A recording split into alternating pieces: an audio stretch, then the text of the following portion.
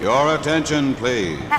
The Santa Fe and Disneyland passenger train, the E.P. Ripley, now loading on track number 1 for a trip around Walt Disney's Magic Kingdom. All aboard! Welcome to CastleCast. This is episode 50. Brilliant, bad, and a little bit mad. Hello! Hello and welcome to the first ever video podcast edition. If you are watching that way, if you're listening to the audio, hey, what's up? Same as usual. But yeah, so welcome to our first ever video podcast for those who are watching on YouTube. Hello. We are here and it is CastleCast. That's right, CastleCast Radio. My name is Anna. I'm Rachel. And this is CastleCast. We are a podcast that is dedicated to the magic of Disney and the Disney parks and Disneyland in particular, which is our home park, which if you're watching the YouTube video, you'll see the castle will be with us this entire time, as is only appropriate. Of course. But yes, welcome. It is our 50th episode, official full-length regular broadcasted episode. True. There's a lot more files than that, but we have had way more than 50 episodes if you count the mini-sodes, that's for sure. But for official episodes, this is our 50th, and we are so happy and proud to be here. Producing a show is not easy. We do it for fun and just so that we have an excuse, honestly, to use all of our Disney toys and things that we've purchased throughout the years. So it's been a labor of love, but we are so happy to be here with the 50th episode. And again, the first ever time that we're doing a video podcast on YouTube. We hope to do more of these in the future. It's been actually really fun to rig this little setup together. Who knows where it will go from here. Think of our first episodes of just the audio podcast. I know. We have changed, we have evolved, we have grown, and this is just another step of learning and having fun. It's all about having these moments of Disney conversation, and just doing them in different ways. It's Disney magic, and it's all fun. And today is definitely fun and magical. Some of the crazy ideas that I'm sure are going to spew out of these mouths, out of these minds, are going to be incredible because we are having fun today, taking it back to some other formats of episodes that we've done in the past, but this time with 101 Dalmatians in honor of the Cruella live action film. And in honor of math. It's our 50th episode. Multiply that by 2. Add a 1. 101. Wow. Is your mind blown yet? Wow. We planned that. Perfectly. But yes, 101 Dalmatians is the theme for the main segment today. So we're going to be talking about, you guessed it, if you've been here a while, the past, present, and potential future of 101 Dalmatians and Cruella being represented in the parks, but also just the history of the films, because it's really interesting, actually. I am sure, based on our past experiences with this, that I can say right now, Disney, if you're watching, or if someone watching this has a connection to Disney, I would be shocked if by watching this episode we don't provide you with many very awesome ideas for projects that you could do. Just saying. They're coming. Be ready. Bob Chapek, I know you're out there. Yes. So we have a lot of fun with these. We've done them in the past for some of the other live action films that have been released. Dumbo was a super fun one. Lion King got a little out of control. So did Aladdin. Basically, I want Disney to inhabit the entire city of Anaheim at this point, because I think that's the only way to fit in all of your ideas. all of my ideas, which are more important than the lives of the people who live in Anaheim, obviously. Sorry, Anaheim residents. Anaheim, I think that you would just be happy to have them, okay? We're obviously kidding. I hope that you can tell. But yes, we just have fun, dreaming up big, crazy ideas to have these fun films or characters represented in the Disney parks. And obviously, since we are Disneyland focused people, in Disneyland instead of Disney World, which would probably make a lot more sense because they have literally an entire state at their hands. Okay. But yes, we have a lot of fun. So we're going to talk about that in the main segment. But Rachel, is it time? Is it time for some Castle Chronicles? I think so.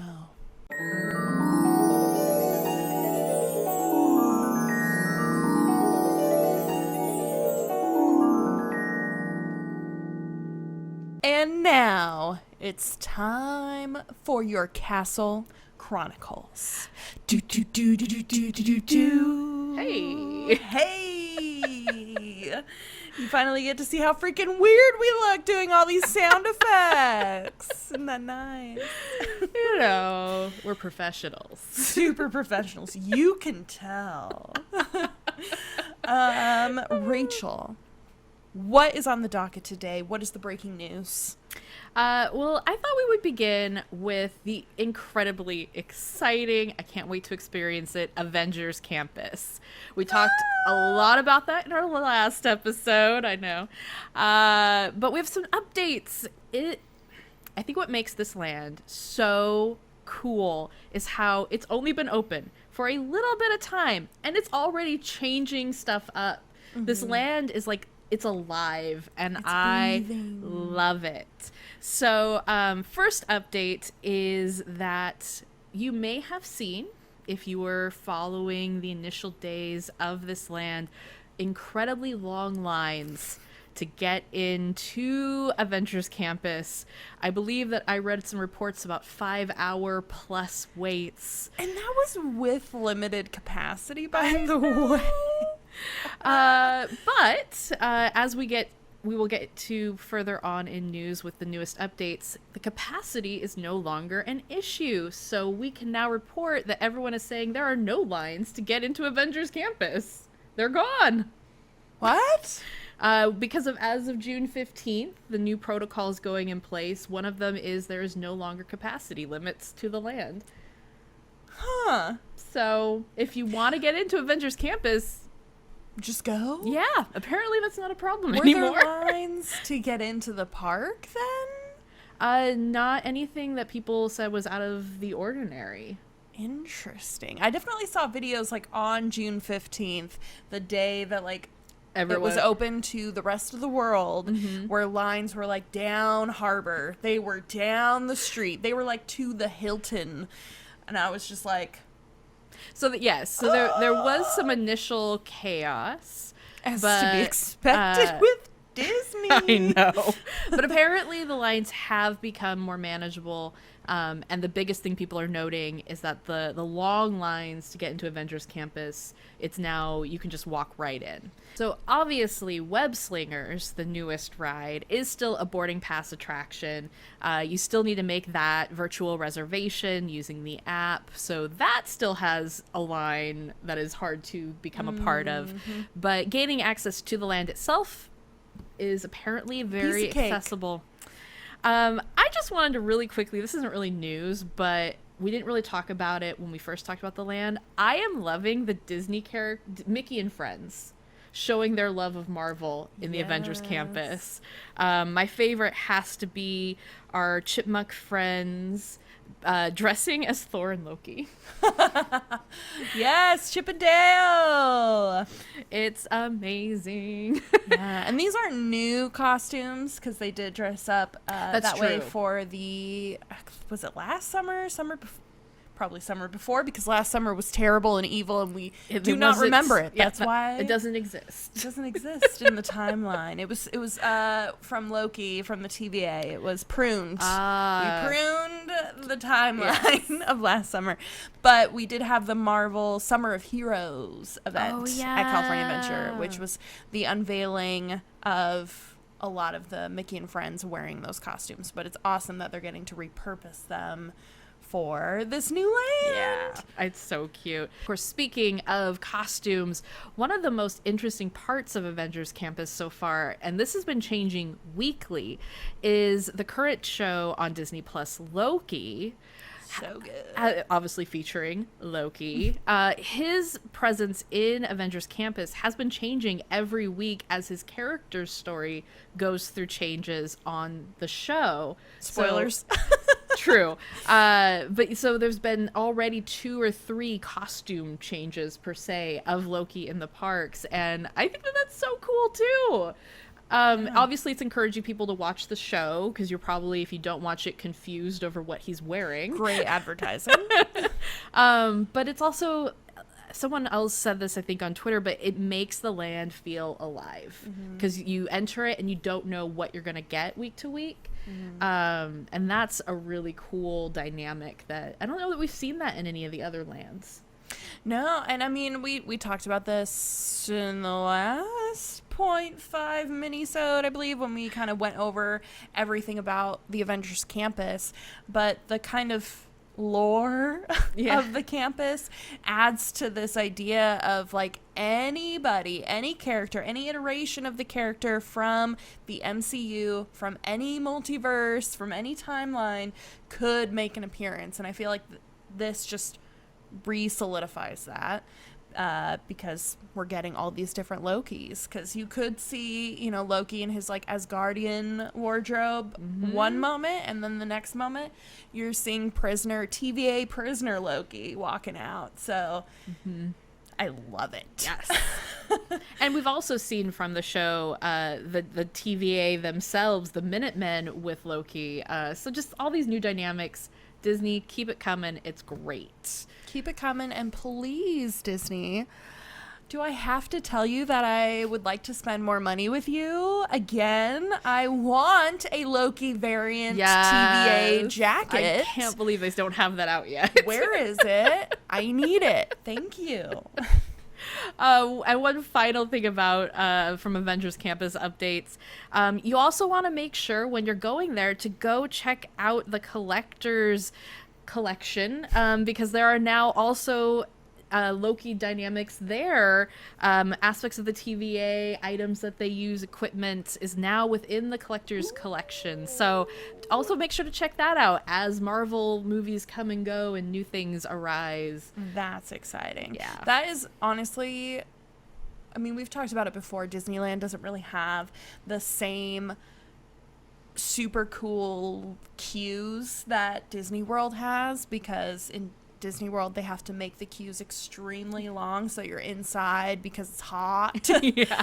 So they come up with these cool, crazy dynamics and ideas for the queues.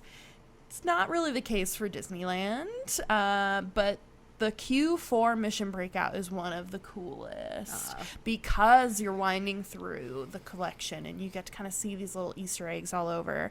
My favorite Easter egg in Mission Breakout is that Figment is in one of the little, he's like in a tiny box. Oh no! Like at the top of the ceiling, and you can't, like, it's not purple dinosaur him or dragon, excuse me.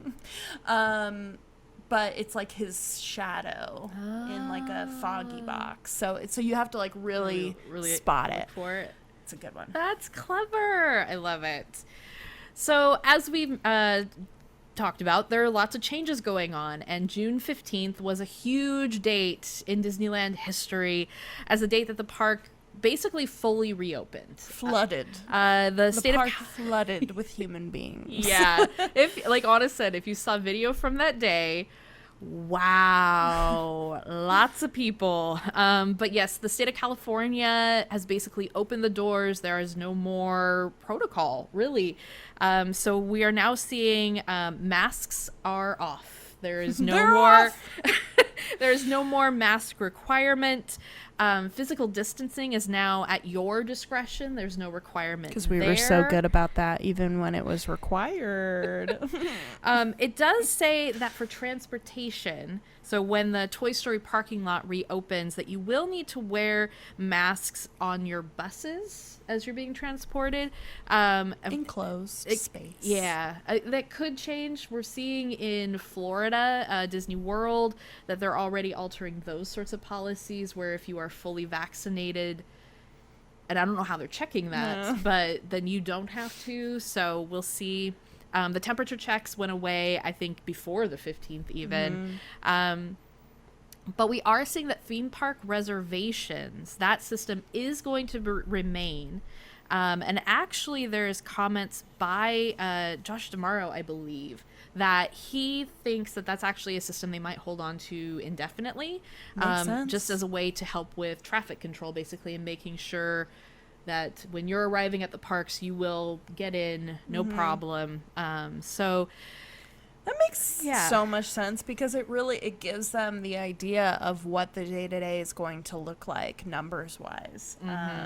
More so than ever before, because if you bought a ticket, yes, you had like a window to come within, but usually it was sometimes, depending on the ticket that you buy, it was like a year. Like you could come anytime during the next year and they wouldn't know. So I think that makes sense, and I think that it will be nice too, because if you are wanting to go during a really busy season, if they've already hit capacity for reservations, then you're not getting surprised when you get to the park or having to show up at a certain time to ensure that you get in. I remember we were worried about that for going over Christmas. Oh, yeah. At Disneyland, because we heard that it can hit capacity, and, just kind of taking that anxiety out of the worry bucket is nice for both you as the guest, but also, Disney on the technical side of things. Absolutely.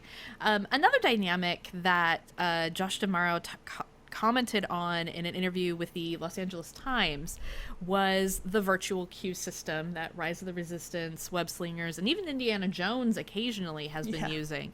And this is his quote, and I just wanted to get your thoughts on it. I feel like we have done a really nice job of setting up for this next era of theme park experience in regards to using virtual queues.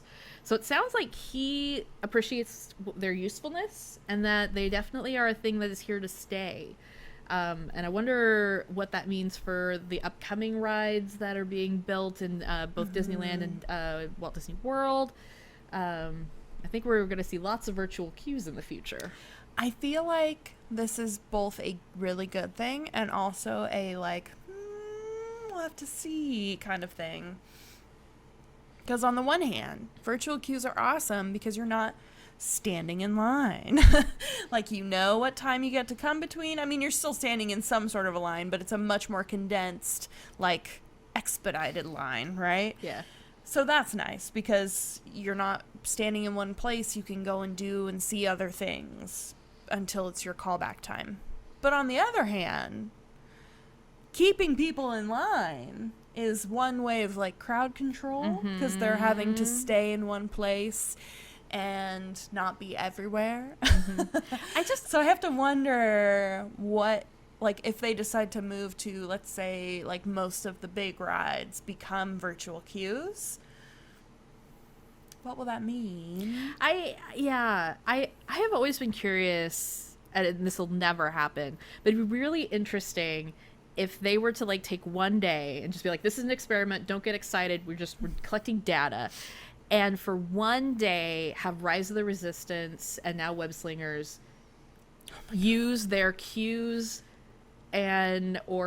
well, I guess right now with the reduced capacity, use their queues, but when we get to normal capacity, what would happen if you had your queue and your fast pass line for those rides? What difference would it be in ridership? Because, I mean, obviously there's an aspect of crowd control in just letting people know what the wait is. Right.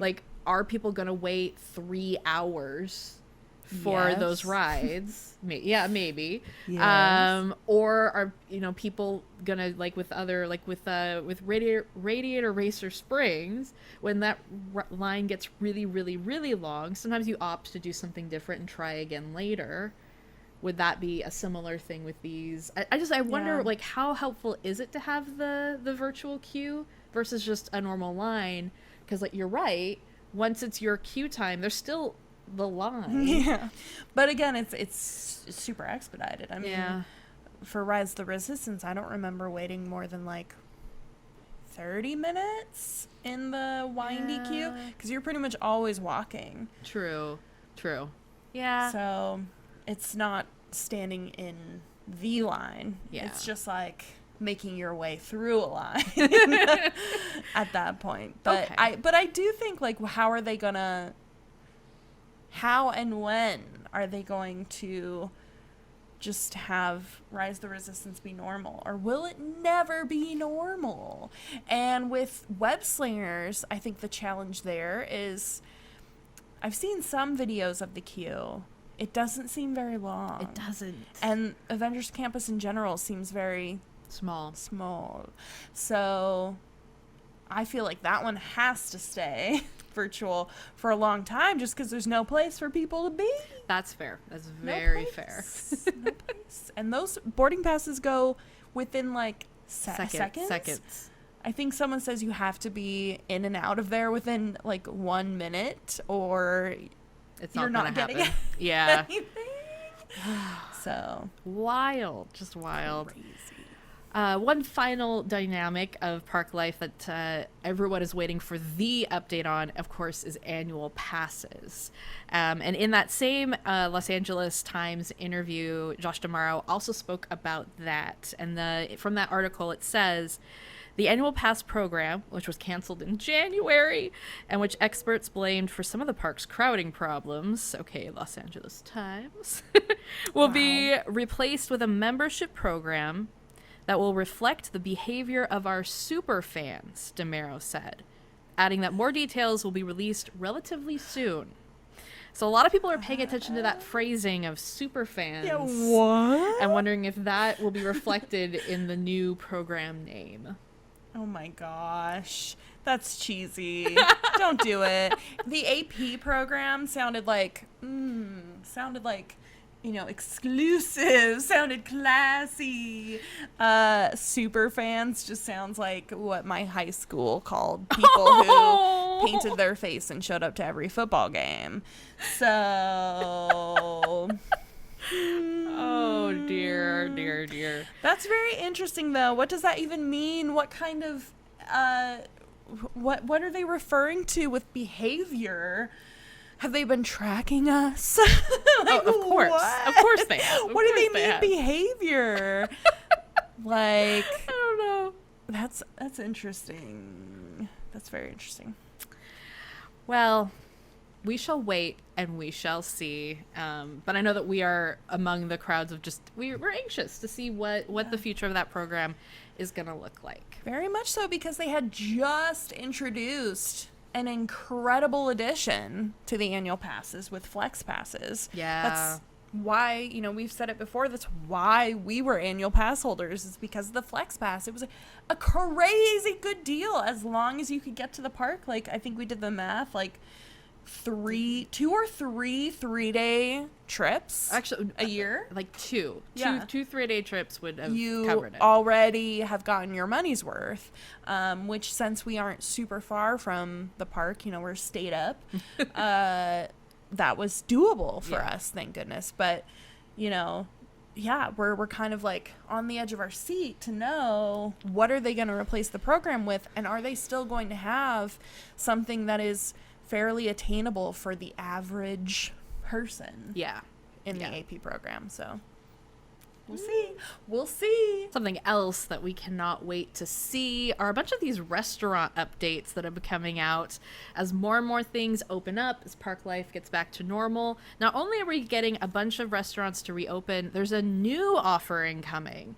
to our favorite Lamplight Lounge. Ooh. So the Lamplight Lounge, which has reopened, I think, as of the 15th, will now be offering a new dining experience called Lamplight Lounge Boardwalk Dining. Ooh. This will allow you to enjoy patio dining at Lamplight Lounge with a new menu, which will feature some select Lamplight Lounge items. This will be a walk-up only experience, so no reservations, and it opens on June 24th, just a couple days from now. That sounds incredible. One of the, most sad things I think about Lamplight Lounge is the idea of like, oops, I forgot to make a reservation, and they're full, which they are most of the time. Yeah. And personally, I love the interior of Lamplight Lounge. I do, but I prefer sitting like on the outside, water, on the boardwalk, especially when it's a beautiful day. Yeah. The views of Pixar Pier are stunning. So to have like a walk-up service that is beautiful like that with different and new foods, I'm sold. Sold. We'll Can't have to wait. definitely try this out on Yeah. our next trip out there. A couple other updates. In Disneyland, Maurice's Treats will be reopening on June 24th, as well as Edelweiss Snacks. And in Disney's California Adventure, the Mendocino Terrace, Bayside Brews, those are actually now reopened. And Jack Jack Cookie Num Nums reopening June 24th. And the really important Cozy Cone Motel Popcorn is reopening on June 24th. Wow, blessed. Thank you. Thank you, Disney. Those are some of the best spots. I had read, this one was just interesting. The headline for this little piece was, Bread Bowls Still Missing. They've gone missing. Where's the true crime podcast about this? Do we need to start it? I believe. Where did they go? Well, they solved the mystery. So apparently, since the Disneyland reopened, there have not been any bread bowls because apparently the bread bowls were connected with Boudin Bakery in the Pacific Wharf. So its prolonged closure means they are behind on their bread bowl creation. So right now, all of the soups, chilies, and chowders, jambalaya are all being served with a regular cup or bowl with a dinner roll on the side. Absolutely not. Absolutely not. I'm so glad we weren't there. I'm so glad. We've been crushed. So the hope is that the bread bowls will return someday very soon. But for right now, the bread bowls are missing. You heard it here, folks. Oh my gosh. They've gone missing. I really wish that we had like one of those little like, a newscast. They have the picture that's, the topic of what you're reporting the news on, and that we had one that's just like a bread bowl that's like, what? Confused. Okay, I don't have those. I was gonna say, if you just want to, like, lost. I was gonna say I scared. could, in editing this, put a bread bowl little picture right here, Like with an X through it. I could do that. So that might be on the screen right now. You can draw a sad face on it. Oh. I'm terrified to see what I come up with for that great. bread bowl graphic. It'll be great. So we have some updates on rides. Some of these we kind of were news last time, but we got more updates. I'm really excited to talk about what has reopened as of June 15th. Sleeping Beauty Castle Walkthrough is Yay. back. The Golden Zephyr at Disney's California Adventure Park. The Animation Academy is reopened, Oh my as gosh. well as the Sorcerer's Workshop. Just in time for massive heat waves. Oh, yeah. Because I don't know what people were doing in the parks to beat the heat without the I know. Sorcerer's Workshop. That was a and the magical Animation Academy. place to just go and take a little breather, cool down. Cool off, take a nap, Wonderful. cry a little bit because it's so beautiful. David Crockett's Explorer Canoes reopened on the 18th. Tom Sawyer Island should have reopened the day that you were watching this, or no, the day after you were watching this on June 20th. Buzz Lightyear Astro Blasters should be reopening on June 25th. Storybook Land Canal Boats coming back on June 27th.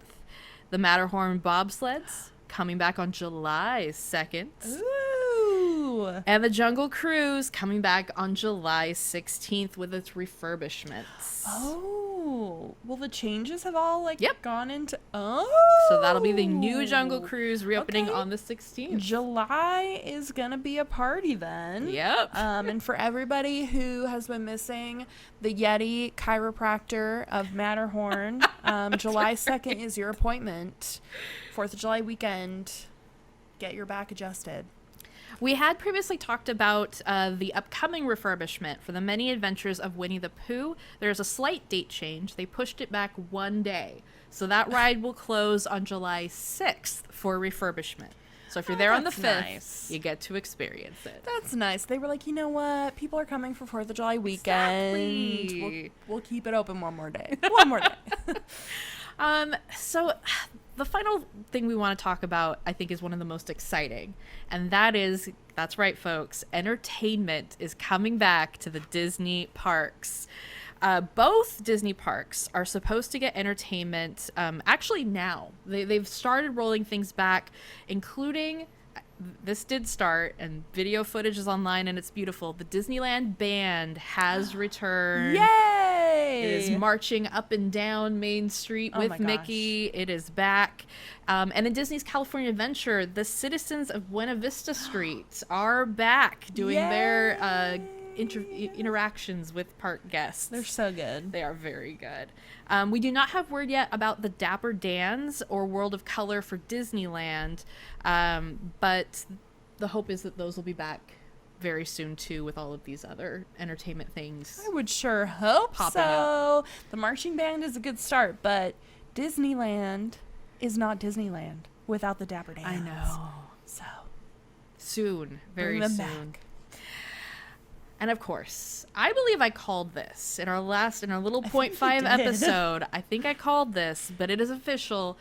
Fireworks will return to Disneyland for the 4th of July. 4th of July.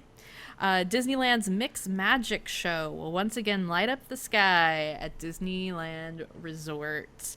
Walt Disney World is actually going to get fireworks a couple days before us. Their show is going to start on July 1st at the Magic Kingdom. They're getting the Happily Ever After show back, which is a wonderful fireworks show.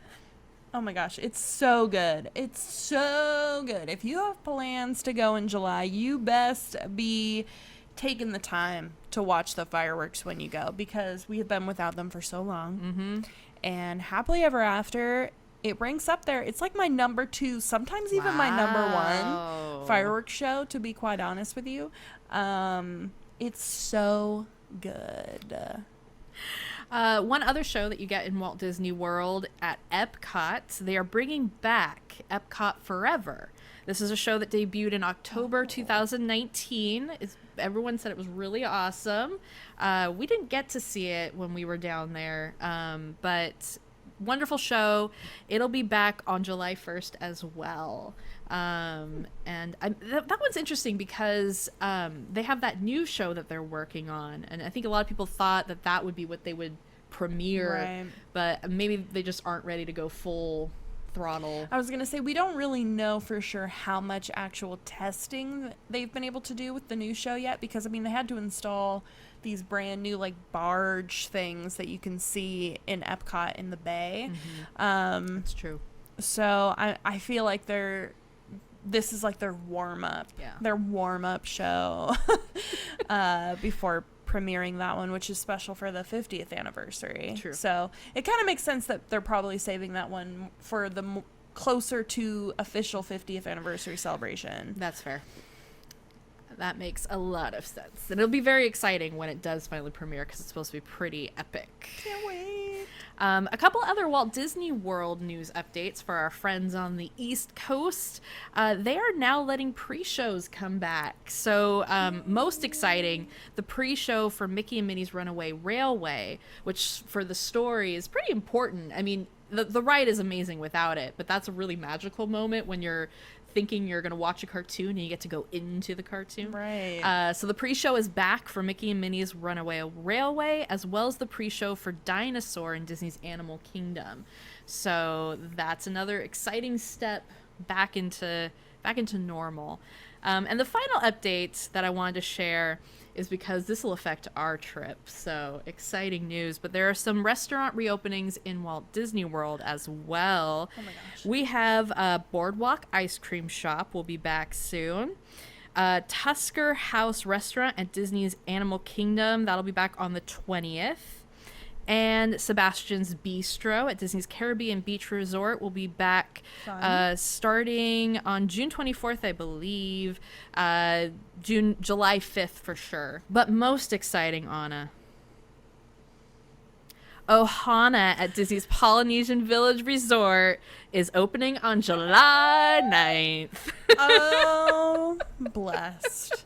Truly blessed. We are staying at the Polynesian Resort for one night during our trip in December. And let me tell you, Ohana, getting that reservation is the top of my to-do list. Yes.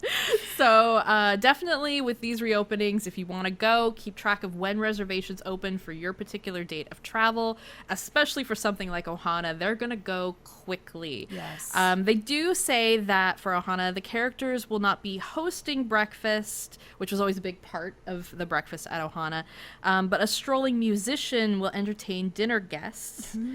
Meals will be all you care to enjoy family style. And after some hubbub following their omission from the original announcement, yes, noodles, pot stickers, crispy soy chicken wings, and the signature bread pudding are all on the menu. Wow, So- were they thinking about taking those away? Because that's all anybody talks about I with think Ohana. I think what ended up happening is they weren't specific in their announcement, so Oh. people were like, I need to know for sure that those are going to be there. Please clarify. And so they're like, yes, we will yes, rage. they'll be there. It'll be okay. Good. So that's all of the news for this episode. So much changing in Disneyland, Walt Disney World. It's amazing. I love it. It's such an exciting time for the parks. But what was your favorite news story? What are you excited about with the parks? Let us know. You can always send us an email at castlecastradio@gmail.com.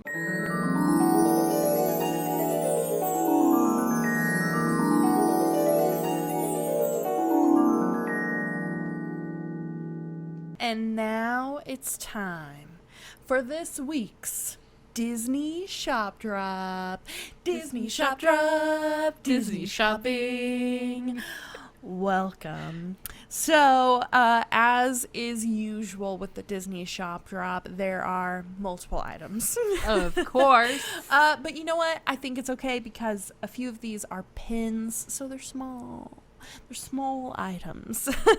But there are a lot of great new pins if you are a pin collector, or I don't think I would call myself a pin collector, A, because I don't do trading. True. And B, because I mostly just really like commemorative pins, if that makes sense. Like, I have a few basic ones, but pins that are for, like, a special anniversary of something, I love those. So, it is the 15th anniversary of the movie Cars, which...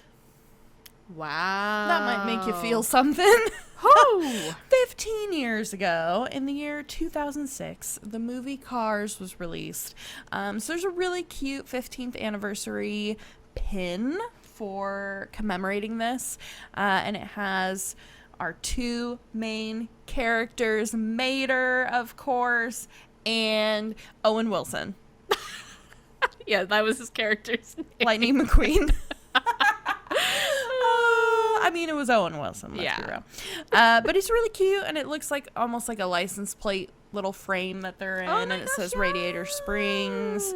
So definitely a cute one. More expensive for the pin, you know, on the pin spectrum of prices, because it's an anniversary pin, and it's probably a little bit bigger, I assume. But still a really nice one to pick up if you are a fan of Cars or pins or anniversaries or Owen Wilson voicing a car. Any of those things. That pin is the pin for you. Also, we have a D23 exclusive pin, but I'm pretty sure anybody can buy it. I put it in my cart, so we'll see. I'm not a D23 member, so We'll find out. But it's for the Hunchback of Notre Dame, the 25th anniversary of this classic film. Wow. And I really like this pin because it's not who you would expect. It's not the Hunchback. It's not Quasimodo. It's not Esmeralda. It's not the off-brand version of John Smith, whatever that gentleman's name was. It is, in fact, Clopin. Yeah, Clopin. I honestly never knew this character's name until this moment right now. But the Jester gentleman, it is him. So, and that, I don't know, his character just like screams Hunchback of Notre Dame movie to me. Him and the gargoyles. Yeah. That could be because I was so young when that movie came out, and it was very scary. It was a very scary movie. Darker Disney experience. So I like clung to the characters in the film who weren't quite as like scary, and a part of scary storylines. So,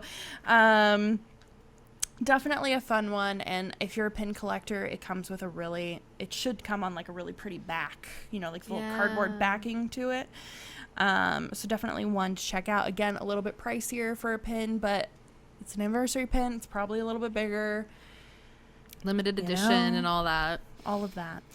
We mentioned the Loki TV show. Yes. So honestly, the merchandise for the Loki show so far, kind of meh. I feel like there were a lot more opportunities. Like the fact that there isn't a Miss Minutes clock. I know. Disney. What are you doing? Do you need me? Do you need me to come and like give you ideas? Because I will. Yeah. But where is the Miss Minutes clock? Number one. Number two, as I mentioned earlier, where is my variant TVA agent jacket? Where is it? But what they do have are some pretty cool pins. So this one is also called a D23 exclusive. Again, I don't know if you have to be a D23 member to purchase it, but it is also in my cart. And it is the D23 exclusive Miss Minutes pin. And it has the TVA logo and also Miss Minutes being her sassy little self. So I think that's just kind of a fun one. I really like when a pin is kind of subtle, if you will. Not everybody who hasn't watched the show is gonna know what that pin is about, so they're probably gonna be like, what's the TVA? And then you can be like, well, would you like the long version, the short version? How much time do you have? But that's a really fun pin to pick up and get something that was, special for the Loki TV show premiere. And then the last items, which I will make a pair. It is an outfit, if you will, and it is in honor of our main theme for the show today, which is 101 Dalmatians and Cruella.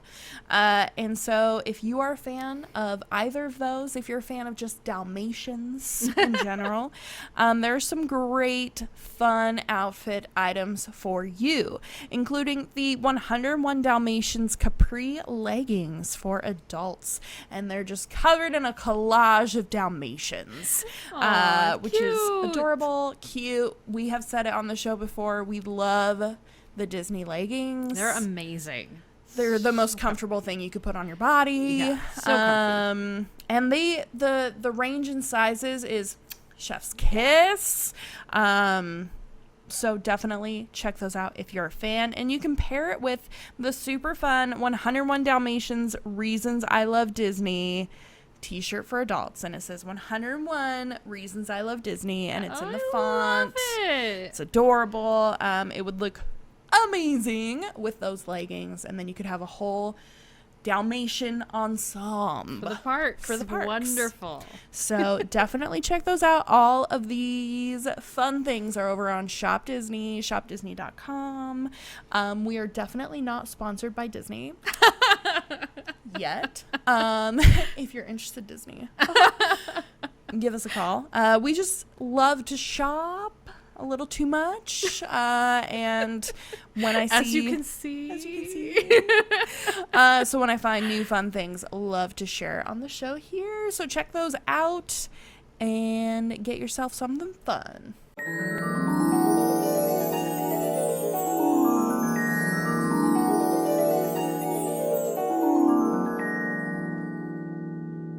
And now it's time for our main segment where we are going to dive into the history of 101 Dalmatians. Cruella de Vil. Cruella de Vil. Yes, Cruella. And the new Disney movie, Cruella. Cruella de Vil. Cruella de So like we've done before, we're gonna look at the history of the movie and its presence in the parks, where things are at currently today, and then we're gonna dream about where we want to go tomorrow. And then when that's all done, we are going to give our review of Cruella, both spoiler free and spoiler filled. So you can look forward to that as well. Perfect. Yes. So to get started, let's talk about the history of 101 Dalmatians, which began in the Disney World realm of things as an animated feature film. Indeed. The original 101 Dalmatians was released on January 25th, 1961. This was a film done by the Walt Disney Production Company. And one of the interesting facts that I learned, I think we both learned in doing research for this, was that this movie was a success, which I kind of knew, but it saved the Disney company from the losses it faced with Sleeping Beauty. Ouch. I would have never guessed that. Yeah. But looking back at it, the tricks that they did with Sleeping Beauty were so innovative and so expensive that it did kind of hurt their studio, and so this film definitely helped get them out of the hole that Sleeping Beauty had created. Yeah, it was successful in the box office. I believe it was listed in the top 8 films of 1961. So impressive numbers at the box office, much to the chagrin of Walt Disney, who wasn't actually a huge fan of the art style for 101 Dalmatians. 101 Dalmatians is actually very innovative in their techniques for the animation sequences, because they used Xerox photography. Don't quote me on that, but it was Xerox technology that they used, which I'm assuming was really helpful for mass producing scenes of 101 Dalmatians. Yeah, that would be good. Yeah, copy paste would be really handy in that situation. So definitely, big strides there, but Walt was actually not a huge fan of this because it did leave some of the background, like drawing lines that you could see. Oh, yeah. So it took some of the magic away in his mind because it felt like you were looking at a drawing versus dogs, real life, which, I mean, as a kid, first of all, who knows the difference? I saw a talking dog on TV and I bought it hook, line, sinker, okay?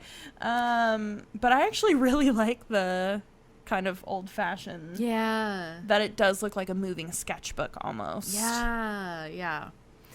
Sorry, Walt. But you're right. It did do very well. In its initial theatrical run, it grossed $14 million in the United States and Canada, $6.2 million in distributor rentals. But here's a fun little fact. It was the most popular film of the year in France, with admissions of 14.7 million, ranking 10th on their all-time list. Oh my gosh. So it did really well over there. Interesting. But of course, then we moved from the cartoon 101 Dalmatians to a live action adaptation, one of the earlier live action adaptations that they did. Same title, 101 Dalmatians, and this was released in 1996, starring the amazing Glenn Close. Incredible. So just did a brilliant job as Cruella. Honestly, it's kind of amazing that movie came out in 1996 because I remember it very well. And you would have I would have been 4. I could have sworn it was more like 1998, 1999, especially with like the video game kind of theme that they had for Roger. Oh, yeah. The fact that it was 1996 is very cool. Yeah. Wow. So 1996 for 101 Dalmatians. That movie did lead to a sequel, 102 Dalmatians, in the year 2000. And Glenn Close did return for that movie. I think she was one of only 2 actors that came back to do that sequel. But that was also a cute movie. For a sequel, it was it fun. was really fun. Yeah. And I mean, because she was in it. She did such a good job with that So character. good. And I love that our main Dalmatian dog, first of all, I love that movie had a theme of rescue dogs. Yeah. Because one of the main characters runs like a rescue essentially, for all kinds of animals, including a parrot who thinks he's a dog. That's right. But I love that our main Dalmatian character, her whole thing is that she hasn't gotten her spots yet. Oh, yeah. So I need to rewatch that one. Seriously, it's so really good. Cute. Yeah, I forgot about that. So that's the kind of the movie history that led to Cruella, and we'll get to Cruella in a little bit because that's where we are today. But there is a few 101 Dalmatian components that have popped in the parks. Very few. Very few. Very few. But one notable 101 Dalmatian moment does require us to kind of go back in time a little bit to an attraction that no longer exists, and that was Backstage Pass, which was part of the Disney Hollywood Studios backstage kind of backlot tours that they did. So Backstage Pass was a walking tour. And near its conclusion, it did feature the 101 Dalmatian movie and what it took to make that movie, which I thought was really interesting. So when it was running, you would have seen a short video about casting the puppies for the film. Cute. And then how they then made animatronic puppies for certain parts. Jim Henson, the Henson Creature Shop, was actually involved in making the robotic puppies for the movie. So you got to go and see hundreds of puppets and props from actually a variety of films, but you did get to see the demonstration of a mechanical puppy. And then the final part of the show, you would get to see past sets from 101 Dalmatians, as well as costumes from of Cruella's role in the movies, which are one of the best parts. Oh yeah. So that's probably the most notable theme park experience with 101 Dalmatians. I believe, Anna, you have some of what's currently available, which, again, not much, but there are a couple things. Basically nothing. One of the most notable, I would argue, for 101 Dalmatians is that there is a themed area of a resort. That's right. And for those of you who've been following us for a while know that we actually stayed at that area for our first trip down to Walt Disney World. And that's at All Star Movies Resort. There is a section of this amazing hotel that has 101 Dalmatians as their theme. So the courtyard area for it houses these giant Pongo and Perdita statues, and there's like a little, I think it's kind of supposed to be like a little kids play photo op type area that shows the puppies watching the cartoon at the old TV. So super cute. Even if you're just visiting the resort, if you're a 101 Dalmatians fan, it's definitely a fun place to grab some photos. Oh yeah. And kind of one of the cool things too is that the balconies, the fences for the balconies house images of Cruella driving in her car, and I believe there are also little cameos of Horace and Jasper, that's the name, as well. So just kind of fun theming all around for that area of All-Star Movies. From there, it's pretty much just Cruella. Cruella de Vil is a character at Disneyland that you can meet pretty often. She's usually out and about, even outside of Halloween. She's one of the villains that kind of walks around and will say really sassy things to you. So definitely a fun interaction. But at Disney World, Cruella isn't quite as out and about as in normal times, but she is definitely out and about for Halloween as a part of the, parade of villains that usually comes out and about, especially for Mickey's Not So Scary Halloween party. So I'm assuming for the new iteration of that party that Disney World is doing this year, she will definitely be making an appearance. I wonder if they're going to switch out just for the movie, if we're going to see this new live action Cruella walking around instead of cartoon Cruella walking around. We definitely could. I feel like it's still going to be the classic one, because even with the live action with Glenn Close, they still kept the cartoon. Yeah, exactly. I feel like she's just like got that iconic look. That's true. That everyone knows and recognizes as Miss DeVille. So that is pretty much it. Definitely no Dalmatian themed playgrounds or anything at the parks, and honestly, to my surprise, really no, except for Cruella making appearances in like some Halloween parades and stuff. I was mostly surprised that 101 Dalmatians really hasn't had any appearance as characters in the parades, and like, for instance, the Aristocats. We've had Marie characters. I'm pretty sure Toulouse and Berlioz also, all three of them have made an appearance at some point. So I was kind of surprised that we've never had a Pongo and Perdita, like, weird looking character costume out and about for a parade at any point. Especially when you think about, like, as far as recognizability, people are going to recognize 101 Dalmatians before they're going to think of Aristocats. I would think so. I mean, Marie is a very popular character, so I think Marie on her own is pretty recognizable, but still, you're right. I feel like any Dalmatian, you'd be like, 101. Pongo. Yeah. Perdita. Absolutely. So. True. Well, that brings us to today, and the movie that we're going to review in a little bit, and that is the new Cruella. So that came out on May 28th of this year, both in theaters and on Disney Plus with premiere access, and we'll be reviewing that shortly. But with that news, it does lead into possible future developments, and so something I thought that was interesting is... in May, Glenn Close revealed that while working on Cruella as an executive producer, she wrote a new story as a sequel to the films where she would reprise the role of Cruella de Vil. The plot would involve the character in New York City. The film would take inspiration from The Godfather Part 2. Excellent.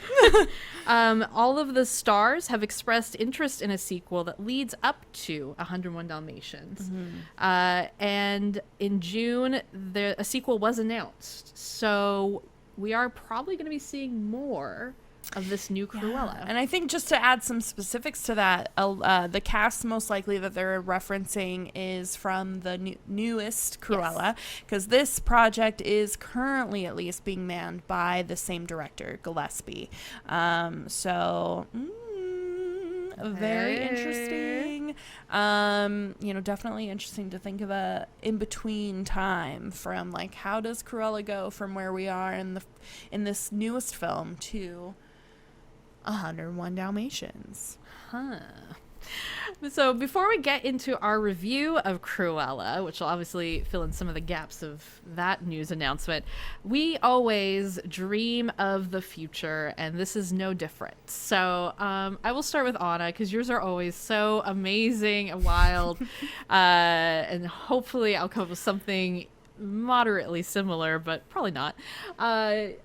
Your creativity. Are you coming up with it in the moment right now when we're recording? No, I usually start with something and then I see how amazing yours is, and then I usually need to notch mine up a bit.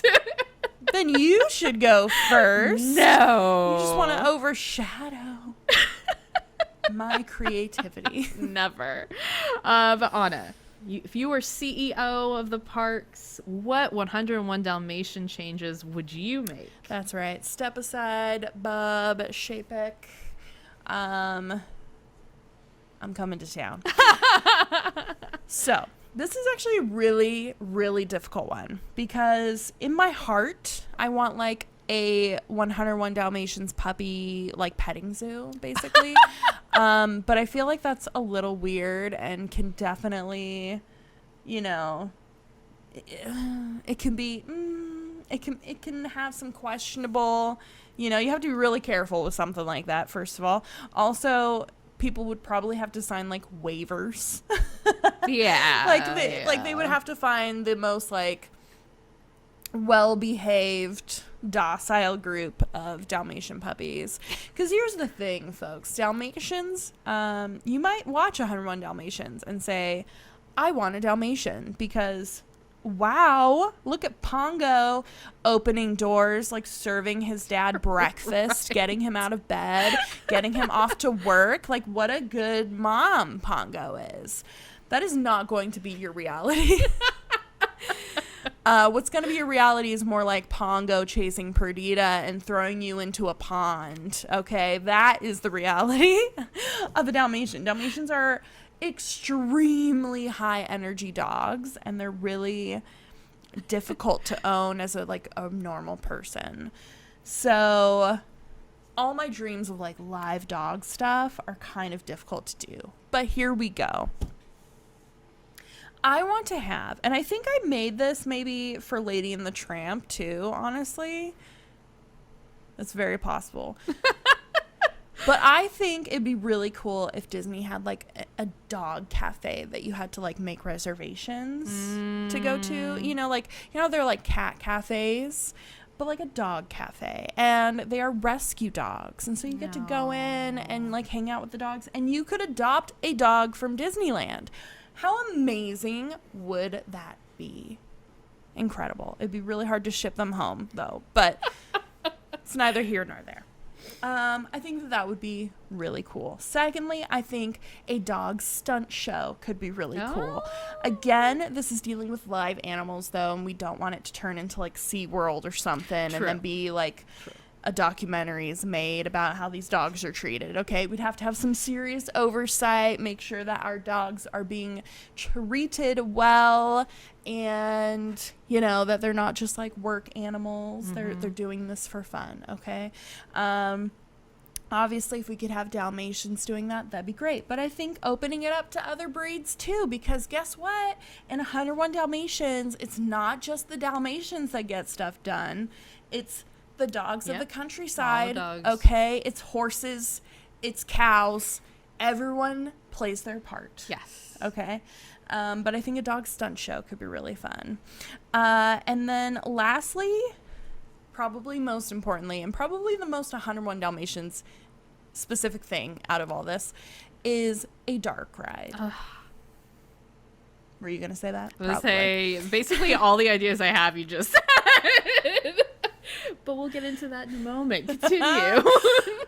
You're the one that told me to go first. I know, mistakes. But I think 101 Dalmatians dark ride could actually be really fun and cool. You could be in some sort of like old, 50s, 60s car, right? Similar to like Cruella's car even. Oh, yeah. And honestly, this idea kind of stemmed inspiration from the new dark ride at Universal Studios for Life of Pets. Yeah. I watched a ride through video of that, and I was like, wow, that is fun. They kind of transform you into a dog. Yeah. So like I think it'd be cool if at the beginning you get in, it's like a Haunted Mansion, style, just always moving dark ride, right? So you step into your little dog doom buggy and you become a Dalmatian. So you like pass through a screen that like shows you in spots or something.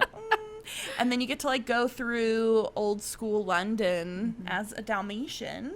Would it be too scary if they actually like if the storyline was like you're one of the puppies that Cruella initially kidnaps, and then you like need to escape with all the other Dalmatians. Well, I think you're just an observer, okay. or like you're just you're a Dalmatian puppy who's just like living their life, and then you come across the 101 Dalmatian puppies, and they're like, "Hey, come help us, because this crazy lady's chasing." And then like Cruella with like her crazy eyes Yeah, is that's gotta like be in there. driving after you. That has to be in there.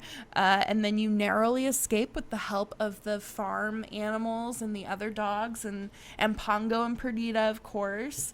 And then the end of the ride is like the happily ever after with all the puppies and like animatronic. Can you imagine an animatronic puppy just like, Oh. Yeah. I think that'd be really cute. I think it would reinvigorate the love of 101 Dalmatians. Be a great way to promote the new Cruella movie, as well as the future potential projects that we just discussed. So at the very least, a 101 Dalmatians dark ride. Nice. So yes, most of my ideas were very similar to this. So just a couple. There's like not a lot that you can do. You are the one who has come up with like a complete circus tent, castles for everything. I never know what you're going to come up with. So just, it's hard to guesstimate if we're going to come up with the same thing. But no, I love those ideas, obviously, because I also shared them. I think the only other things I had in there was, we all know about like the Westminster Dog Show and, for like purebreds and such. I think it'd be really fun in conjunction with the Dog Cafe Adoptable Dog program if Disney sponsored the 101 Dalmatian Adopted Dog Show. So in order to enter your dog, it needs to be from Like a mix. Yeah, like no purebreds. It needs to come from the pound, like a dog rescue dog show. Then the only other component, I also thought a dark ride would be awesome, is, and I know that this is going to make a lot of Disney fans mad when I say it, but we can replace Mr. Toad's Wild Ride with 101 Dalmatians dark ride. Especially because like the car mechanics, like you could turn those cars into Cruella cars. And then like the part with the train that comes and hit you, that could be where Cruella's driving right at you. Oh my god. You could totally change that into 101 Dalmatians, and I wouldn't be upset if that happened. No, it's funny because I actually do enjoy going on Mr. Toad's Wild Ride, but I also wouldn't be upset if they use that space for something different. Yeah, it's a tough one because Mr. Toad is like, it's a day one. It's a day one ride. It's a day one ride. Like Mr. Toad, the character, the theme of that ride has no bearing to modern day anything. Yeah. Like kids today do not know. I mean, even as a kid when I went we didn't even go on that ride because I didn't know. Okay. I still don't really know what Mr. Toad is from, to be quite honest with you. So it's tough because it's one of those classic Disney rides. It's only at Disneyland. So I feel that struggle between like, well, but it can't be replaced. But you know what, Disneyland fans, we can't think that way. We cannot be like that, or else we will never get new things. It's true. Because we don't have any room. Disneyland is so tiny. There's no room. I mean, there is some room to expand, especially with the new projects and ideas that Disney is trying to push to the city of Anaheim to let them like utilize some more of the space that they already have. But honestly, our park is so small that getting new attractions is really difficult without replacing old ones. And if we're really thinking about it, guys, I mean, think of it this way. Would you prefer for Mr. Toad to be replaced or Pirates of the Caribbean? Never. Exactly. Or the teacups. No. Absolutely not. No. Absolutely not. So that's actually really funny how many elements of that ride could be refurbished and like repurposed into A 101 Dalmatians Just saying. dark ride. Which, by the way, again, we should make it clear for anybody who maybe just randomly skipped to this portion of the podcast, video podcast or audio, that we are obviously just playing make-believe. Yes, none of this is happening. These are just like, if we could, what would we do to get more 101 Dalmatians fun in the parks? There are no plans to replace Mr. Toad's Wild Adventure Ride to Hell as of right now. But yeah, no, I love that. I had a feeling our answers would be really, really similar for this one, again, because there's just so little you could do. I do think okay, I think I may have mentioned it in our last episode that there have been rumors that Disney is trying to create a new type of character meet and greet for Tinkerbell. Yeah. Mhm. Yeah. That's like this kind of like virtual, like you have tiny actual size Tinkerbell in front of you, but then she's using this contraption to be full size in like a mirror or something, so you're not like face to face with the character. I think it'd be really cool if they could have some sort of like animatronic Pongo and Perdita, or like I'm trying almost to think. like talking to Crush type thing with the Dalmatians, to have them talk to you. What if using a character like Merlin, who in The Sword in the Stone, Merlin is not just like a magical wizard, he's also like a sciencey kind of crafty person. Like, what if Merlin created a way to talk to animals, and so we just merge a bunch of movies. Well, yeah, like you create this like magical Merlin's workshop, because Merlin travels around time and space. Like that's his whole thing. Is like he's been to Bermuda or whatever. Like, so Merlin's workshop is this magical place where he has made contact with all of the Disney animals and is allowing you to get to meet them. And so he has the device that allows them to talk to you, but it's all, kind of like through a screen kind of thing, because you're like through a portal basically talking to this Disney character. But then you can meet any of the animals in their animal form. Because I think that would be such a cool, like, fun meet and greet, because some of the best characters are the animals. Okay, like imagine you could do Bambi, you could do Simba, you could do Flounder, you could do Sebastian. Oh my god! Like all of the animal sidekicks who talk and even the ones who don't, technically you could make them talk with this magical machine. So you could meet all of the magical. That would be such a cool, like, get out of the heat and do a little fun meet and greet. And also it could employ a lot of great voice actors, right? Because you wouldn't need like a character you just person. Sit somewhere. You just need a voice actor talk with a microphone sitting behind a screen talking to you, like watching the video. Oh, it's so good. Oh my god, Disney, why haven't you hired us yet? Look at these ideas, they are flowing out of our minds. Someday. But yes, so those were our future plans, our dreams for 101 Dalmatians. But what we don't have to dream about is the brand new Cruella movie. It is out now. We have seen it. And so now it is time to give first our spoiler-free review and then spoiler-filled. So you've been warned. So, Anna, spoiler-free review. I was like, ooh, we starting spicy. You're just gonna have to guess when the spoiler free starts. Sorry. What is your spoiler free review of Cruella? Spoiler free. I think that it's a really fun story. I like a lot of the aspects and ways that it ties in and relates to the original movies. Emma Stone is phenomenal. She is such a good actress, and I think honestly all the actors in this film did great. Phenomenal. Emma Thompson queen is a goddess of acting, and honestly I think she had a little too much fun.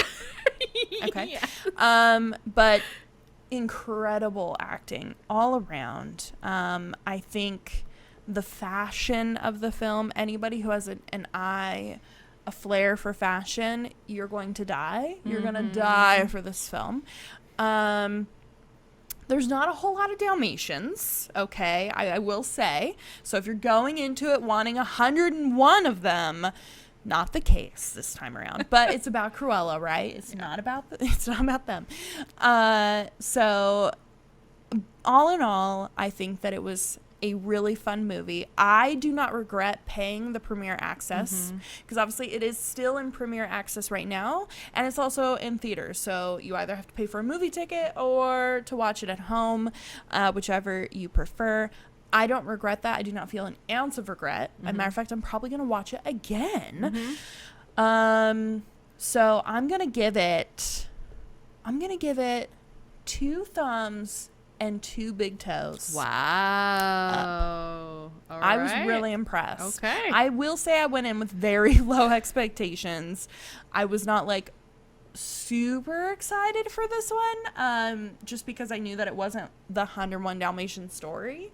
So I was like, how are we going to do this? And I do not like that so many people compared it to like DC's Joker with Joaquin Phoenix. Like, when the movie started having previews and stuff coming out, everyone was like, this is Disney's Joker.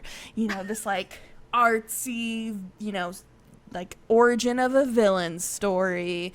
It's gonna be great. I think that was a really odd comparison to make.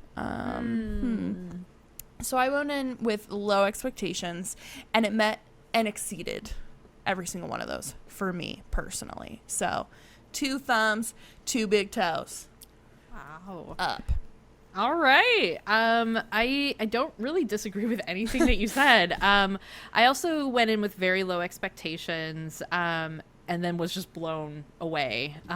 It's a beautiful movie. Like I think you had even said this. If it doesn't get some Oscar nominations for like costume design and those sorts of things, something's wrong, because that's just brilliant. It was beautiful, and very, very different from, I think, most other Disney things that we've seen, which is really cool and refreshing. That you know, that it's not kind of just another.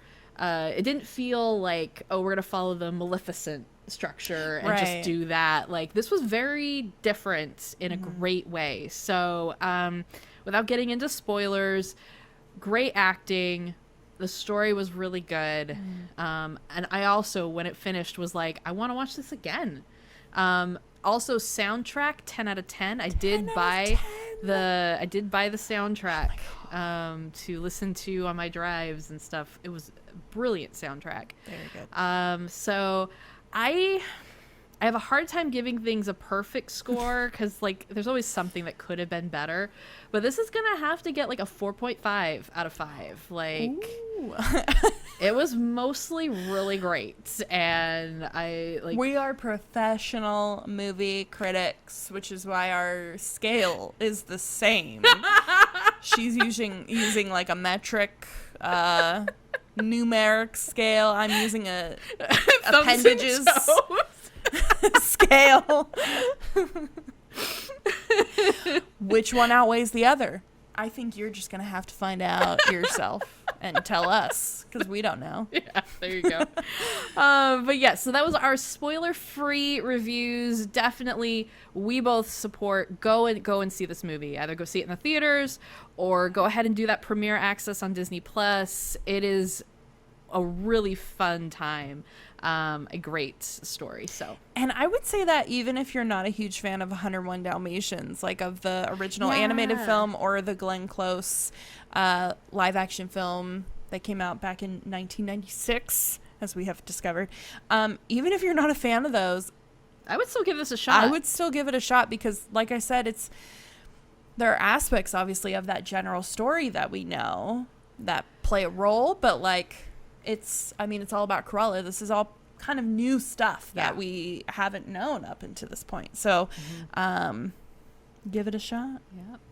Now it is time for the spoiler-filled reviews. So if you have not seen the movie and you don't want to get spoiled, now's the time to just pause the video, fast forward to the end, as we begin to just share all of our favorite moments and such from the film. So now that the spoiler door has been opened up, what was like your favorite premise part of Cruella? I'm gonna skip right to basically the very end of the movie almost. I loved that the idea of her skinning puppies, dogs, to make fur coats was like an urban myth. Yeah. I love that they did that because honestly, part of me was like, how are they going to make like a modern Cruella?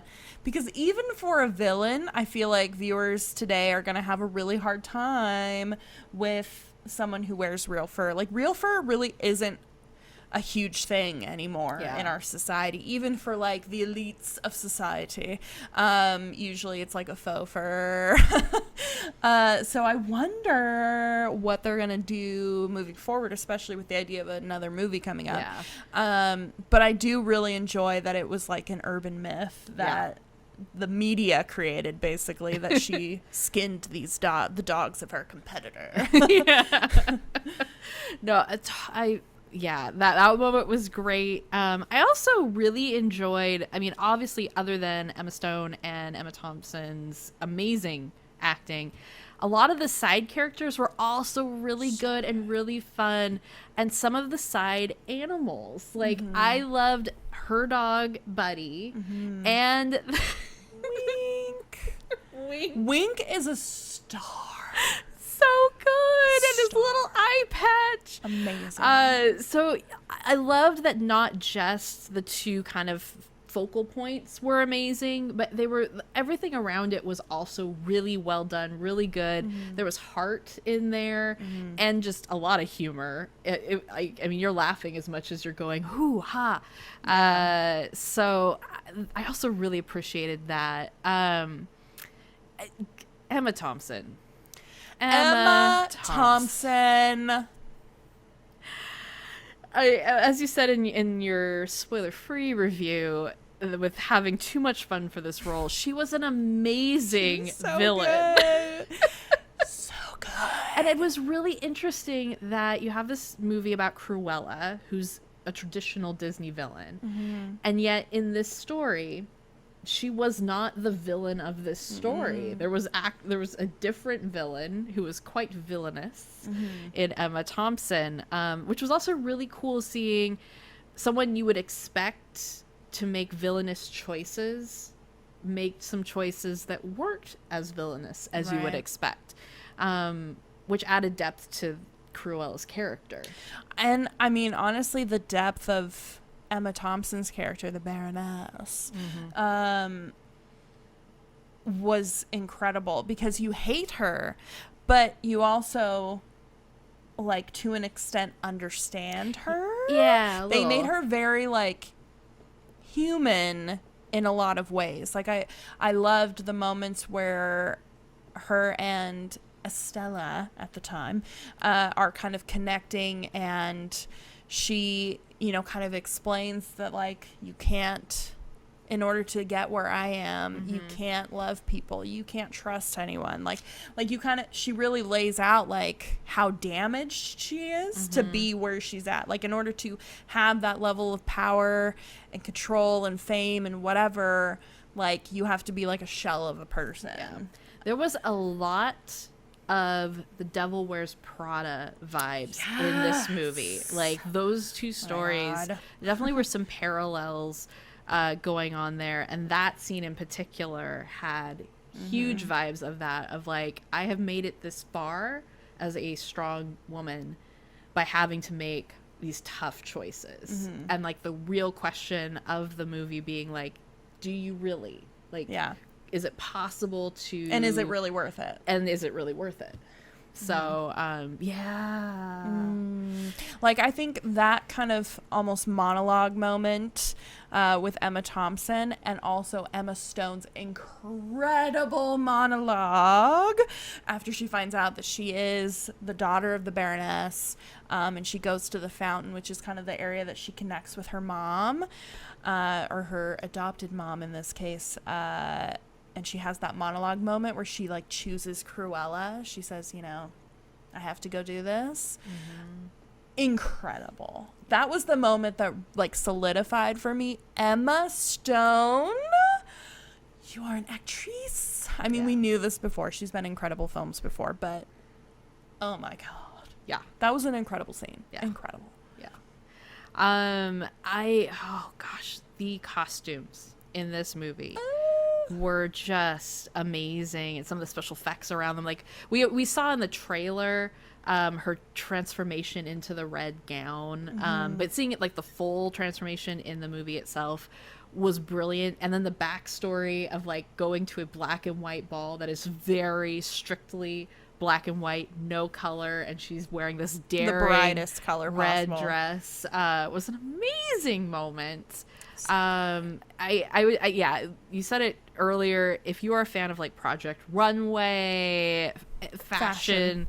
Also those dynamics of just seeing what goes on at a fashion Event. events, the studio itself, the creation of a collection was really interesting. Well, the creation of an evil collection. True. Although I'm sure a lot of designers, I mean, that is the way a lot of designers, brands, labels work, is that a team of people fashion designers are working and coming up with ideas, and then the head designer of the label, you know, whoever that may be, yeah, Mark by Marc Jacobs, whomever.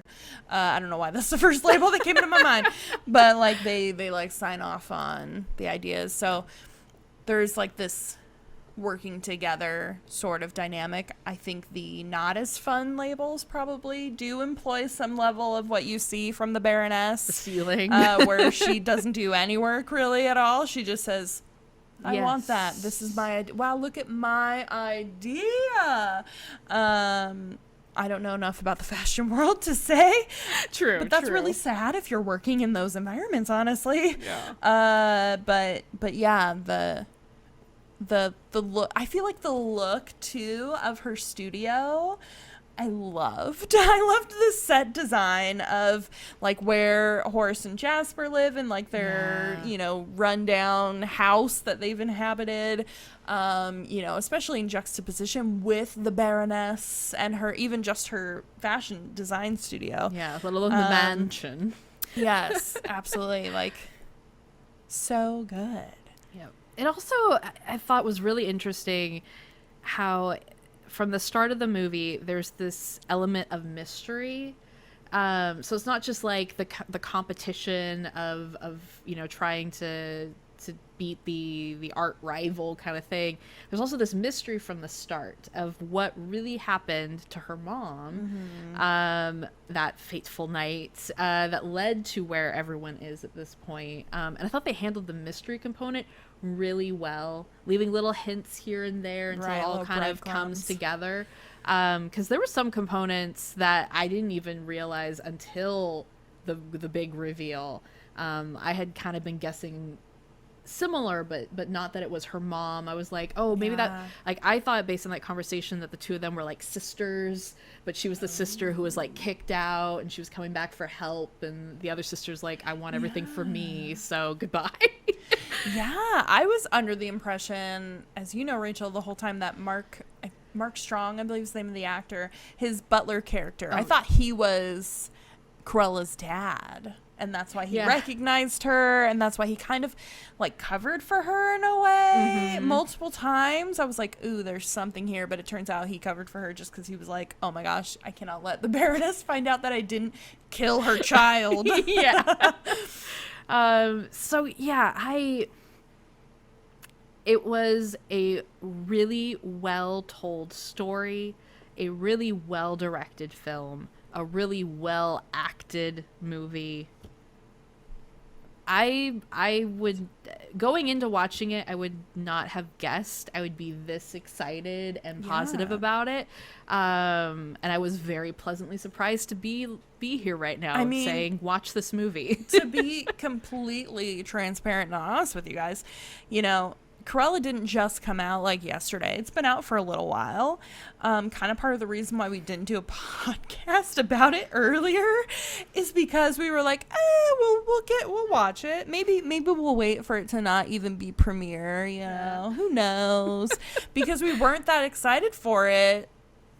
That, you know, to be honest, like, we were intrigued by it. The promotion for the film, I think, was so good because they kept it under wraps. They only gave you like little pieces so that you were like, what kind of a movie is this? What's going on? But the reason why we're doing this podcast now at this point, and for our 50th episode, by the way, is because it really blew us out of the water, and it was a surprise, a very welcome surprise. So yeah, if you were second guessing it, honestly, give it a shot. Go in with those low expectations, because who knows? We could be totally wrong.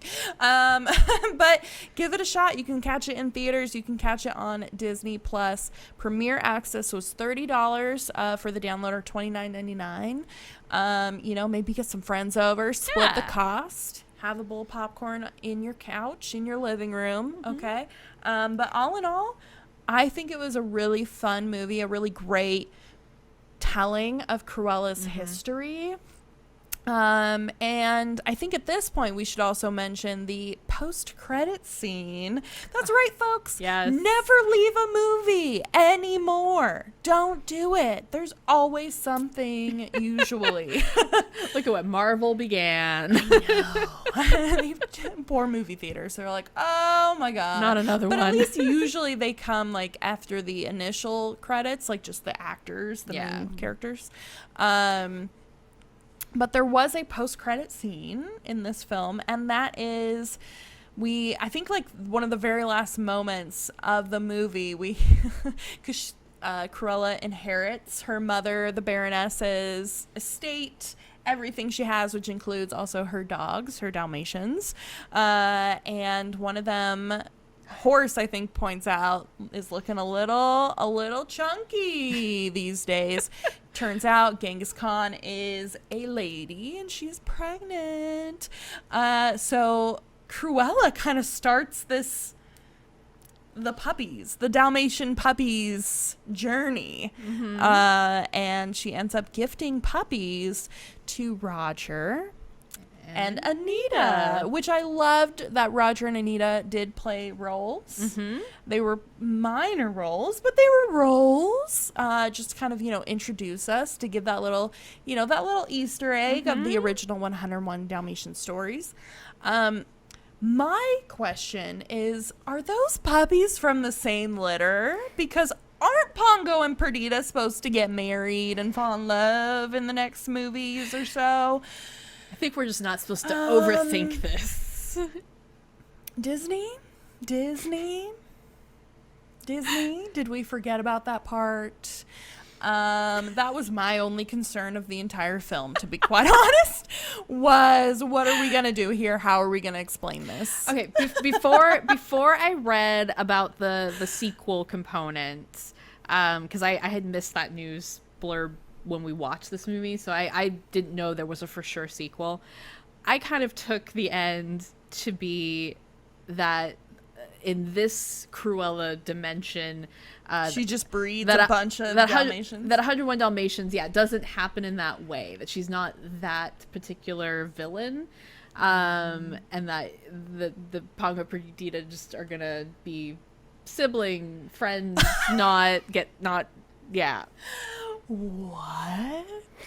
That changes the whole course. It's like the 101 Dalmatians multiverse, okay? Yeah. Unfortunately, though, I mean, especially based on what we read earlier about the sequel idea being something that would bridge into 101 Dalmatians, that kind of nullifies how I interpreted it. So I think that we'll see how Disney resolves this. Maybe they're just hoping people didn't stay for the after credits. So you're welcome for telling everybody, Disney. Don't pay attention to the fine details, folks. No. But yes, all in all, a really fun movie. I'm excited to see where they go from here, especially knowing that they are, you know, in the works to try and create some sort of sequel and bridge between this film and 101 Dalmatians. definitely interested to see more. And if Glenn Close is involved again as Cruella herself, which, by the way, if anyone can play at a much older age a much younger version of themselves, it is Glenn Close. She's fabulous. Cannot wait. And this film ignited my love, or reignited my love, just for a good villain origin story too. Like, I hope that with the success of this, folks, I would love, I'm getting close to the mic for this one. I would love Ursula. Oh, yeah. Ursula origin story. Sure. Give it to me. There is some backstory going on with that character. I mean, like there's some history between her and Triton that we never found out about what was going on there. And I want them to be like long lost, like lovers who, yes. you know, I want her to be like this, like innocent girl who fell in love with Triton, but it's like Romeo and Juliet, and instead of like him Triton deciding to like give up everything to be with the person that he loved, he goes away from her. He scorns her and goes, you know, and marries Ariel's mom. It's like he's the future king, and it's like you can't be with the octopus looking girl. Oh my god, rude.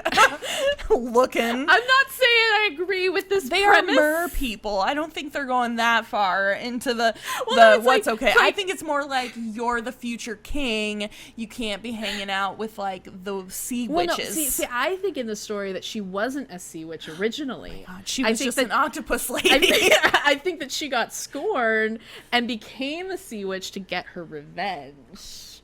That's my understanding. What if she was Ursula. originally Vanessa? Ooh, and she became like she wanted to become a mer person. She's like the opposite Ariel, bro. Yeah. So she wanted to become a mer person to be with Triton, but then something went wrong and she became an octopus instead of a mermaid. And so he's like, no, I can't be with this. And so he went off and did whatever, and she was bitter at like being trapped in this new. I think we're on to something, bruh. Disney, hire us. We got all this the fan ideas. fiction probably already exists, so I apologize if it does. I swear I haven't read it, so Swear we we're weren't not trying to trying steal to- it. That was off the top of my head right there. But that would be incredible. And again, I just hope that the success of Cruella and this idea of villain origin stories.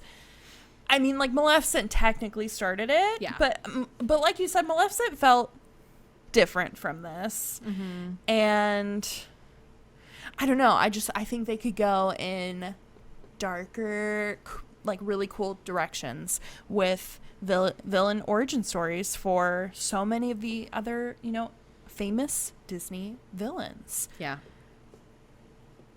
Case in point. What do you think? What do you think about all of our 101 Dalmatian ideas? What did you think about Cruella? Send us all of your thoughts, your ideas. What are your dreams for the parks? To our email at castlecastradio@gmail.com.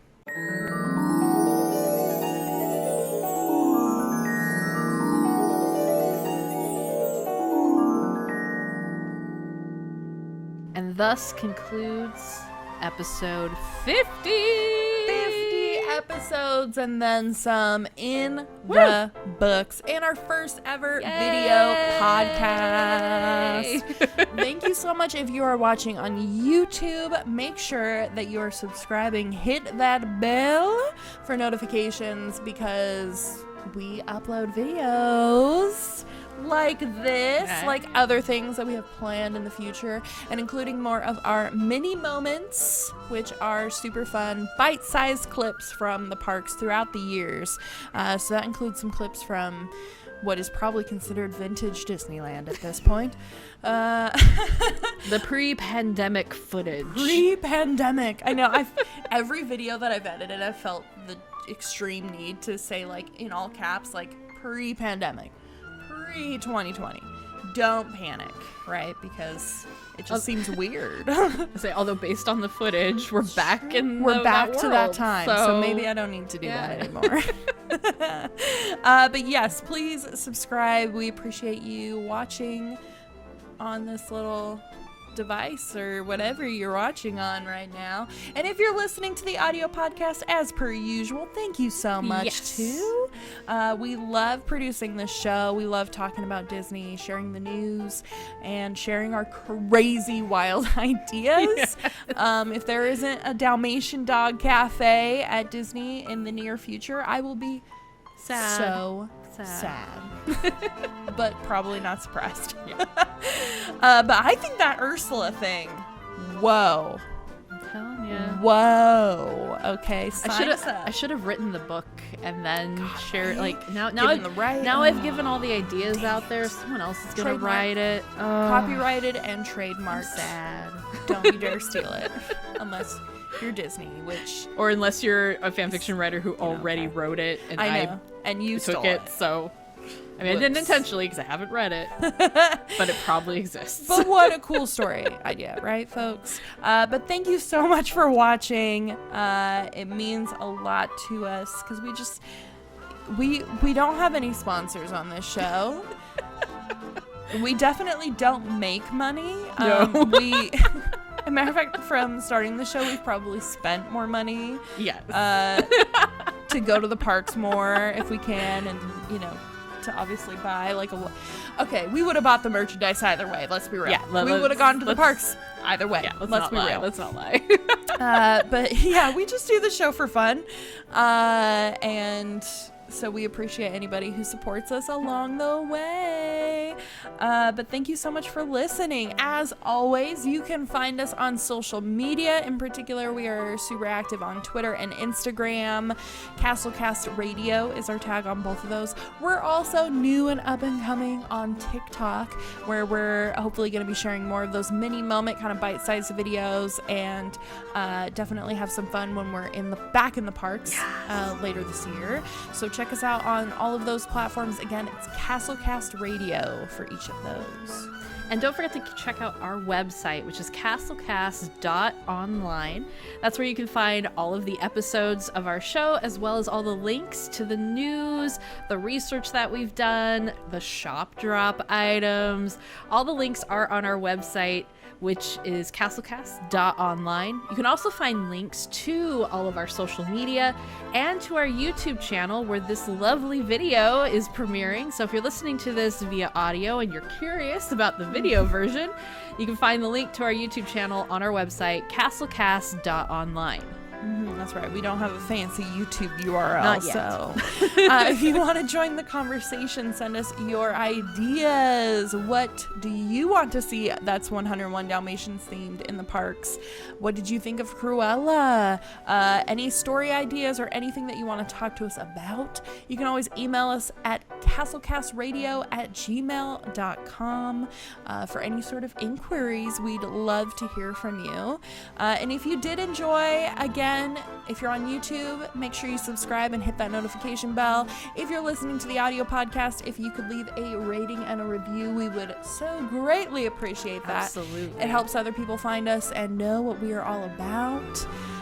So thank you so much for listening or watching. As always, my name is Anna. I'm Rachel. Have a magical day, everyone.